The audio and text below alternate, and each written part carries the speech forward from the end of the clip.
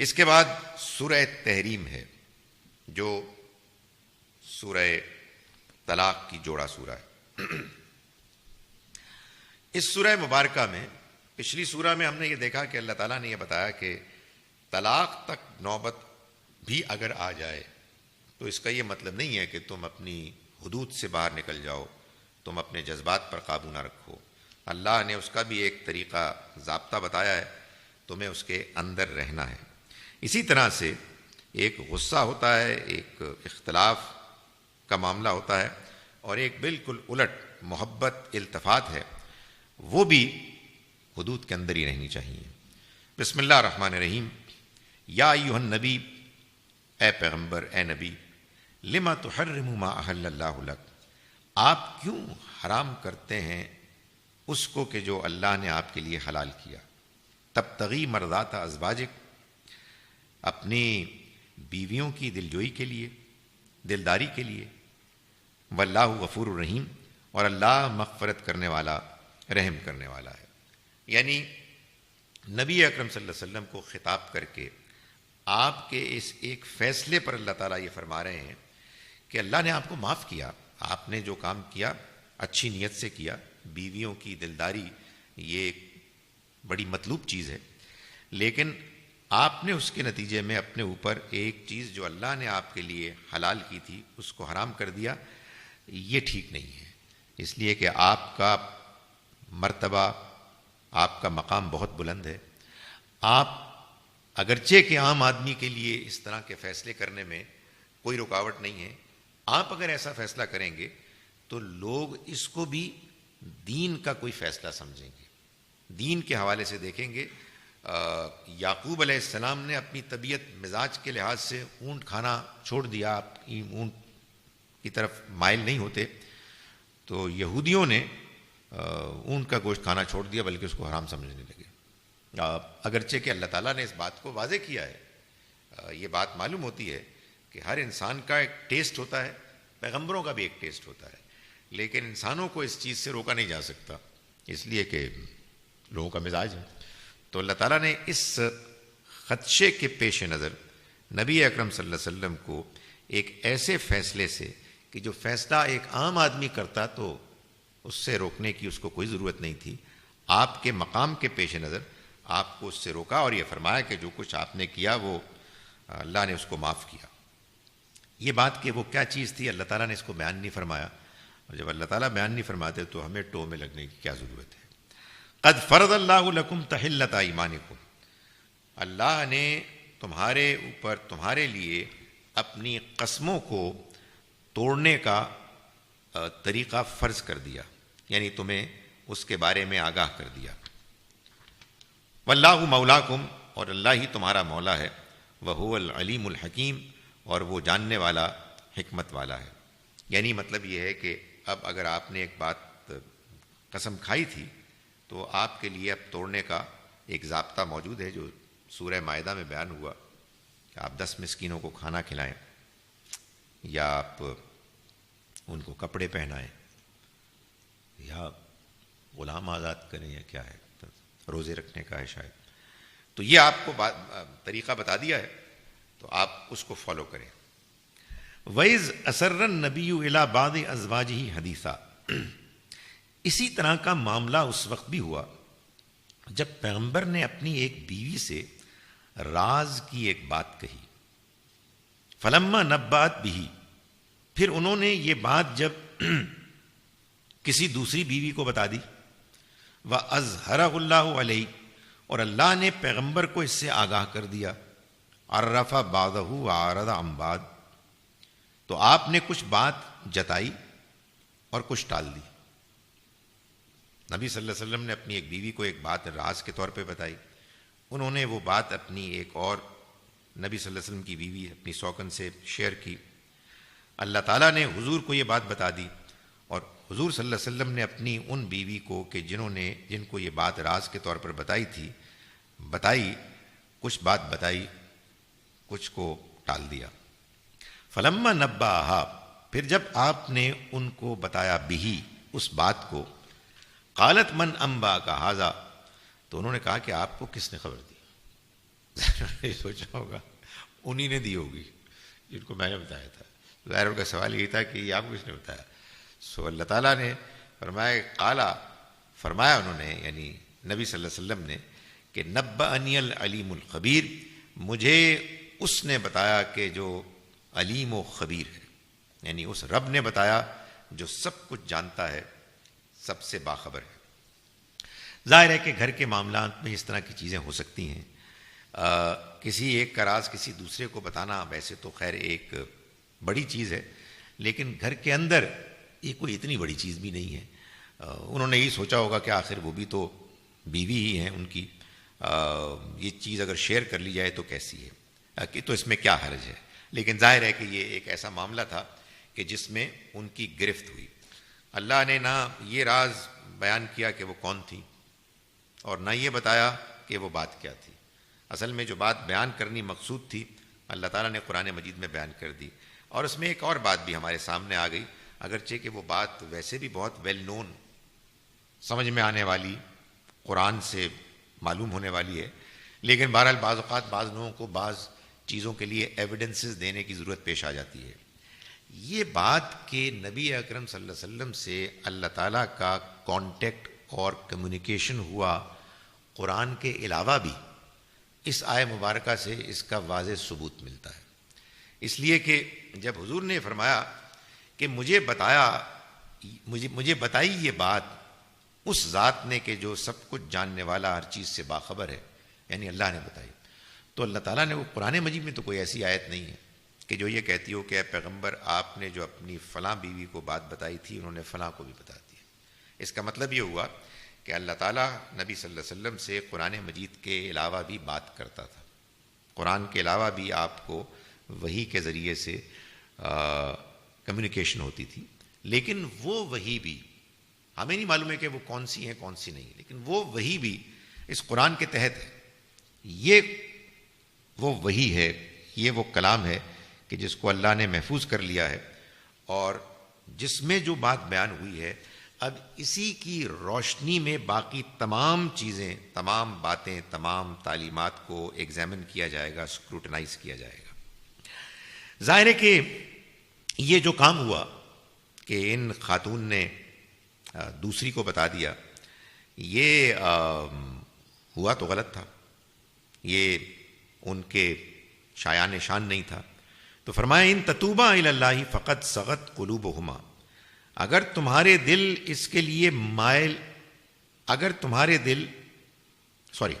ان تتوبا، اگر تم توبہ کرو تم دونوں، الی اللہ، اللہ کی طرف، اللہ سے، فقد صغت قلوبہما، تو تمہارے دل تو اس کی طرف پہلے ہی سے مائل ہیں.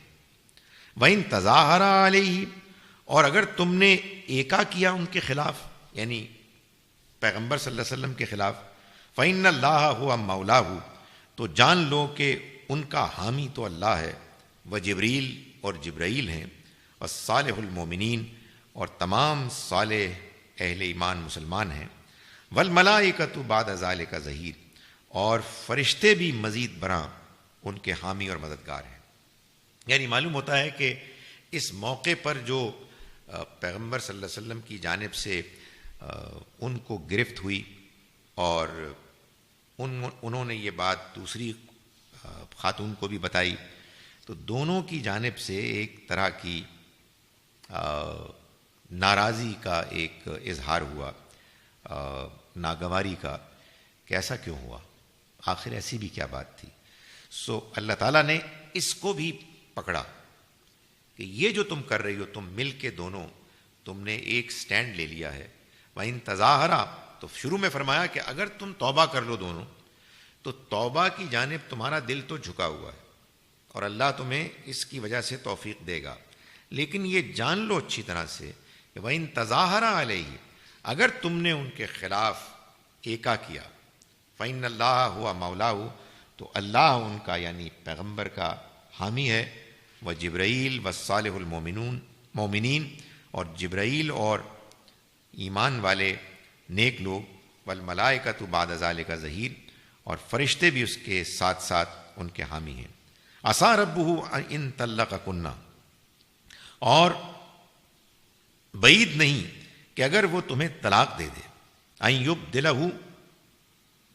ازواجن خیرا منکن، تو وہ ان کے لیے بیویاں عطا فرمائے تم سے بہتر، مسلمات مسلمہ، مومنات جو مومن ہوں گی، قانتات فرما بردار، تائبات توبہ کرنے والی، عابدات عبادت گزار، سائحات درویشی اختیار کرنے والی، طیبات و ابکارا، چاہے پہلے ان کی کہیں شادی ہوئی ہو اور پھر طلاق یا بیوگی کی وجہ سے وہ ان کے پاس آئیں، یا وہ کنواریاں ہوں۔ یہ ظاہر ہے کہ ایک بڑی سخت بات بیان کی گئی کہ تم ہمارے پیغمبر کی مقام، مرتبے، شخصیت کی قدر کرو۔ اگر تم نے یہ ناقدری کی اور تم نے اپنے اس رویے کو جاری رکھا تو ان کے ہاں اس معاملے میں ہماری جانب سے یہ گنجائش ہوگی کہ وہ تمہیں طلاق دیں، اور پھر ہم ان کے لیے بندوبست کریں ایسی بیویوں کی کا کہ جن کے اندر وہ تمام خوبیاں ہوں گی کہ جو بہترین مسلمان خواتین میں ہونی چاہیے، اور وہ تم سے کہیں زیادہ بہتر ہوں گی۔ ظاہر ہے کہ یہ ایک ایسا موقع ہے کہ جس میں خاص طور پر گھر کے معاملات میں جو ایکسیسز ہوتے ہیں، اور اس میں خاص طور پر حضور کے مقام مرتبے کو چونکہ ایک موقع پر گھر میں جو ایک ناز برداری ہوتی ہے اس کے ایٹماسفیئر میں اگنور کیا گیا، تو اللہ نے برسر موقع اس کا نوٹس لیا۔ یا ایھا الذین آمنوا، ایمان والو، قوا انفسکم واہلیکم نارا، تم بھی اپنے آپ کو اور اپنے اہل عیال کو اس آگ سے بچاؤ، وقودھا الناس والحجارہ، جس کا ایندھن یا لوگ ہوں گے یا پتھر ہوں گے۔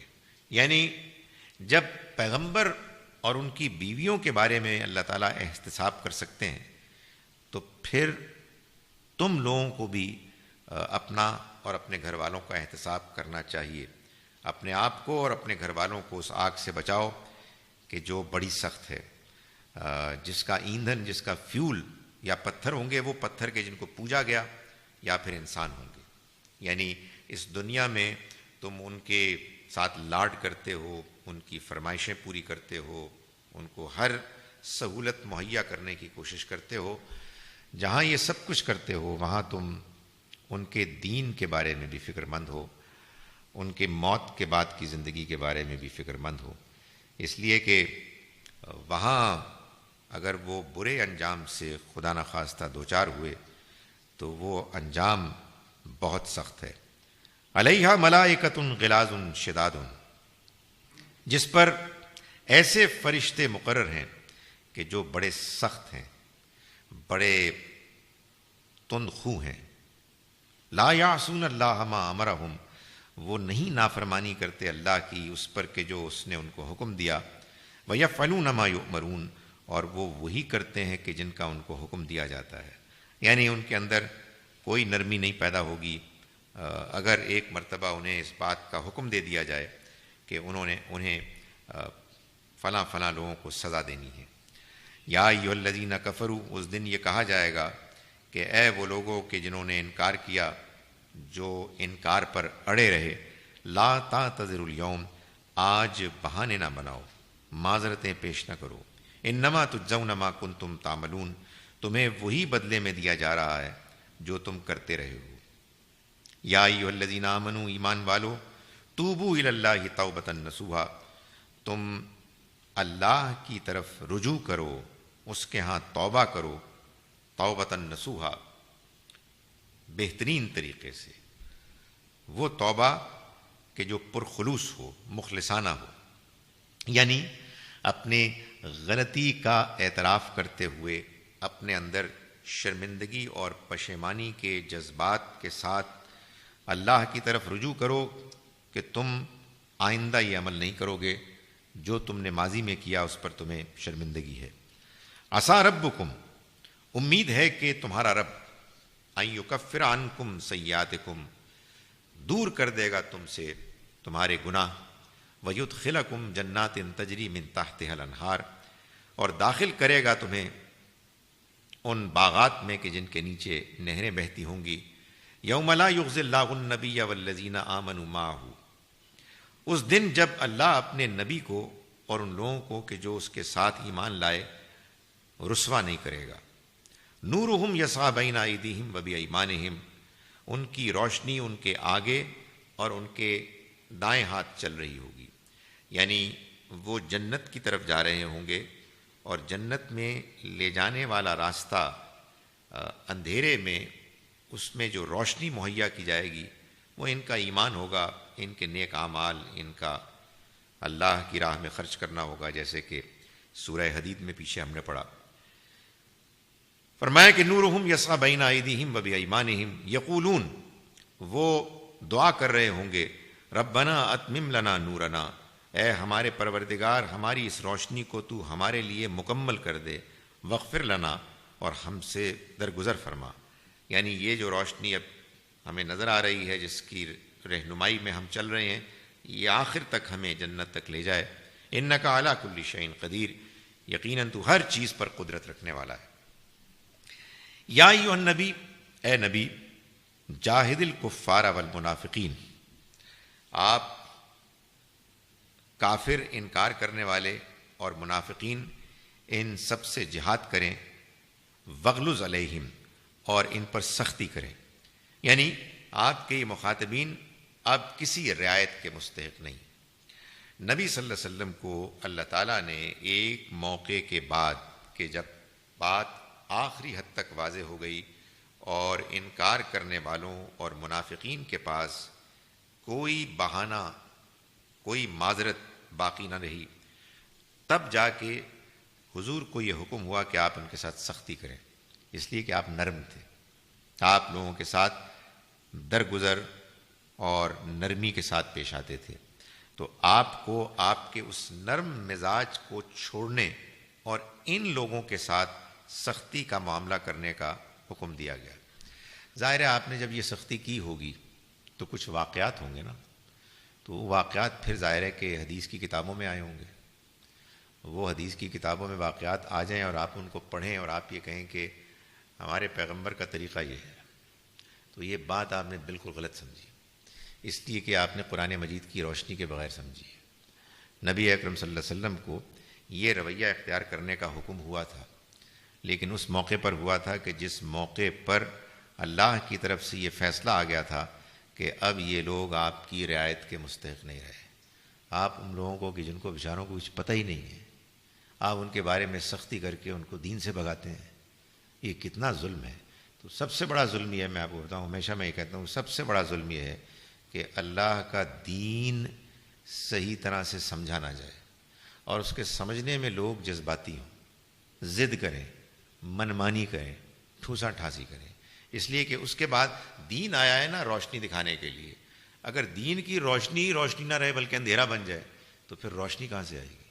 اس لیے کہ یہی تو ہے وہ کلام، پیغام، کہ جس کے نتیجے میں آپ کو بات سمجھ میں آتی ہے کہ اچھا یہ بات ایسے ہے، یہ اللہ نے یوں فرمایا ہے. بالکل بیلنس، جہاں رعایت کی ضرورت ہے وہاں رعایت ہوتی ہے، جہاں سختی کی ضرورت ہے وہاں سختی ہوتی ہے. فرمایا کہ اے پیغمبر آپ جہاد کریں ان کفار اور منافقین سے اور ان کے ساتھ سختی کریں. وَمَأْوَاهُمْ جہنم، اور ان کا ٹھکانہ جہنم ہے. وَبِئْسَ الْمَصِيرُ، اور وہ بہت برا ٹھکانہ ہے. کیا ہی برا ٹھکانہ ہے. یہ فیصلہ بھی اللہ تعالیٰ ہی سنا سکتے ہیں. دنیا میں کوئی عام انسان یہ کہے کہ فلاں شخص جہنمی ہے، اللہ اکبر، میرا خیال ہے اس کا آپریشن ہونا چاہیے اس بندے کا. یہ کوئی شخص نہیں کہہ سکتا، یہ اللہ کا فیصلہ ہے اور وہ فیصلہ کرتا ہے تمام چیزوں کو، تمام باتوں کو سامنے رکھ کر. ضرب اللہ مثلا، اللہ مثال بیان کرتا ہے للذین کفروا، ان کافروں کے لیے.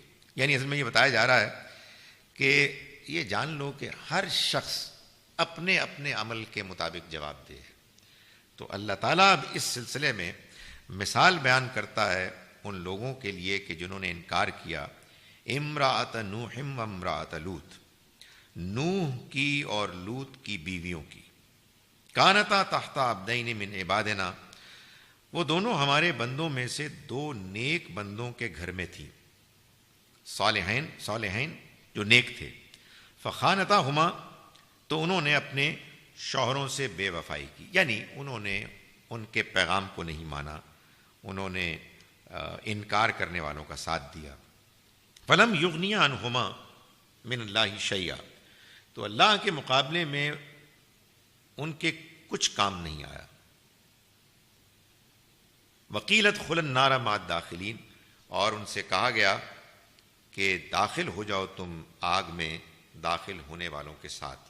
یعنی مطلب یہ ہے کہ اللہ کے عظیم پیغمبروں کی بیویاں ہونے کے، گھر والیاں ہونے کے باوجود، چونکہ انہوں نے ایمان میں، نیکی میں ان کا ساتھ نہیں دیا، چنانچہ اس سب کے باوجود یہ سارا جو ان کا رشتہ ہے، تعلق ان کے کچھ کام نہیں آئے گا، اور ان سے کہہ دیا جائے گا کہ داخل ہو جاؤ تم آگ میں داخل ہونے والوں کے ساتھ۔ وَضَرَبَ اللَّهُ مَثَلًا لِّلَّذِينَ آمَنُوا، اور اللہ ماننے والوں کے لیے مثال بیان کرتا ہے امرأۃ فرعون کی بیوی کی۔ اذ قالت، جب انہوں نے دعا کی، رب ابن لی عندک بیتن، اے میرے رب تو بنا میرے لیے اپنے پاس ایک گھر، فی الجنہ، جنت میں، ونجنی من فرعون وعملہ، اور تو نجات دے مجھ کو فرعون اور اس کے عمل سے، ونجنی من القوم الظالمین، اور تو مجھے نجات دے ظالم لوگوں سے۔ یعنی اگرچہ کہ وہ فرعون جیسے جابر کافر کے گھر میں تھیں، لیکن وہ ایمان والی تھی، اور وہ فرعون اور ظلم کرنے والے لوگوں کے ظلم، زیادتی اور نافرمانی سے پناہ مانگتی تھیں اللہ کی۔ تو فرمایا کہ انہوں نے یہ دعا کی، اور ظاہر ہے کہ ان کی یہ دعا قبول کی گئی۔ وَمَرْيَمَ ابْنَتَ عِمْرَانَ الَّتِي أَحْسَنَتْ فَرْجَهَا، اور پھر اسی طرح سے عمران کی بیٹی مریم، احسنت فرجہا، اس کی ہم مثال بیان کرتے ہیں، جنہوں نے کہ اپنے دامن کو پاک رکھا، احسنت فرجہا، فنفخنا فیہ من روحنا، پھر ہم نے ان کے اندر اپنی روح پھونک دی۔ یعنی مسیح علیہ السلام کی پیدائش کا جو سلسلہ ہوا، اس کے آغاز کا بیان ہے۔ وصدقت بکلمات ربہا، اور اس نے اپنے پروردگار کے ارشادات، کلمات کو کی تصدیق کی۔ وکتبہ، اور اس کی کتابوں کی بھی۔ وکانت من القانتین، اور وہ ہو گئیں فرما بردار لوگوں میں سے۔ یعنی وہ اپنے اس مشکل ماحول کے باوجود ان کی طرح کہ جو فرعون کی بیوی تھیں، ان دونوں نے اپنے ایمان کو محفوظ رکھا، اپنے اخلاق کو محفوظ رکھا، تو یہ کامیاب ہوں گی۔ اور وہ دو خواتین کہ جو اگرچہ کہ پیغمبروں کی بیویاں تھیں، انہوں نے اپنے ایمان، اخلاق کو محفوظ نہیں رکھا، اور ان کا رویہ غلط تھا، اس وجہ سے وہ پیغمبروں کے گھرانے میں ہونے کے باوجود آخرت میں ناکام ہوں گی۔ ہر انسان چنانچہ اپنے ایمان اور اپنے عمل کے نتیجے ہی کو فیس کرے گا۔ اقول قولی ھذا واستغفر اللہ۔